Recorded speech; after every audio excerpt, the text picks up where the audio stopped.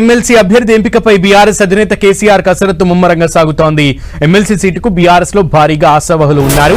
అయితే దాసోజు శ్రవణ్, ఆర్ఎస్ ప్రవీణ్ కుమార్ పేర్లను గులాబీ బాస్ కేసీఆర్ పరిశీలిస్తున్నట్లు సమాచారం. వీరిద్దరిలో ఒకరికి ఎమ్మెల్సీగా ప్రకటన చేయనున్నట్లుగా తెలుస్తోంది. ఇక రెండో అభ్యర్థిని కూడా పోటీ చేయించే యోచనలో ఉంది బీఆర్ఎస్. దీనికి సంబంధించిన కసరత్తులు చేస్తోంది.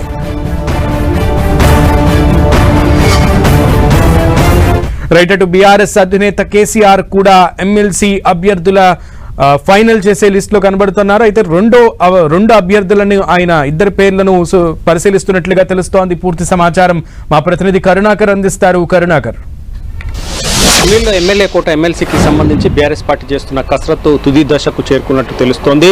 ఈ రోజు ఎట్టి పరిస్థితుల్లో ఎమ్మెల్సీ అభ్యర్థి ఎవరన్న దానిపై స్పష్టత వచ్చే అవకాశం కనిపిస్తోంది. ఆ మేర ప్రకటన చేసేందుకు బీఆర్ఎస్ అధినేత కేసీఆర్ సమాయత్తమైనట్టు మనకున్న సమాచారం మేరకు ఇప్పుడున్న పరిస్థితుల్లో ఇద్దరి పేర్లు ఫైనల్ గా బీఆర్ఎస్ అధినేత కేసీఆర్ పరిశీలిస్తున్నట్టు తెలుస్తోంది. అందులో దాసోజు శ్రవణ్, ఆర్ఎస్ ప్రవీణ్ కుమార్, వీళ్ళిద్దరిలో ఎవరికో ఒకరికి ఎమ్మెల్సీగా ఛాన్స్ ఇచ్చే అవకాశం కనిపిస్తోంది.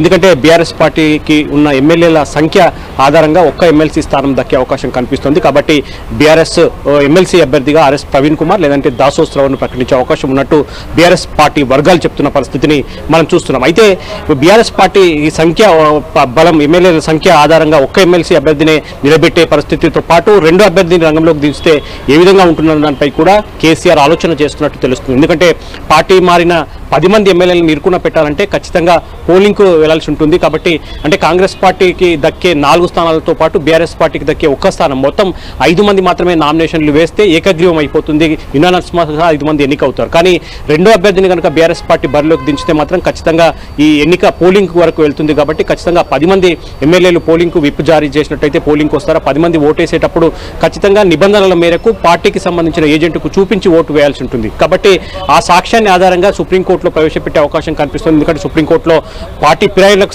సంబంధించిన కేసు విచారణ జరుగుతుంది. కాబట్టి ఈ సాక్ష్యాన్ని అందుకు ఉపయోగించుకోవచ్చు అని చెప్పి బీఆర్ఎస్ పార్టీ భావిస్తుంది. కానీ ముఖ్యమైన నేతలతో బీఆర్ఎస్ అధినేత కేసీఆర్ ఇంకా చర్చిస్తున్నారు. ఒక్క ఎమ్మెల్సీ అభ్యర్థినే బరిలోకి దింపాలా, రెండో అభ్యర్థిని కూడా బరిలోకి దింపి రాజకీయాన్ని రసవత్తరంగా మార్చి ఆ 10 మంది ఎమ్మెల్యేని ఇరుకున పెట్టే విధంగా ప్రయత్నం చేయాలన్న దానిపై బీఆర్ఎస్ అధినేత కేసీఆర్ దృష్టి సారించారు. మరి కాసేపట్లో దీనిపై కొంత క్లారిటీ వచ్చే అవకాశం కనిపిస్తుంది. ఓకే కరుణాకర్.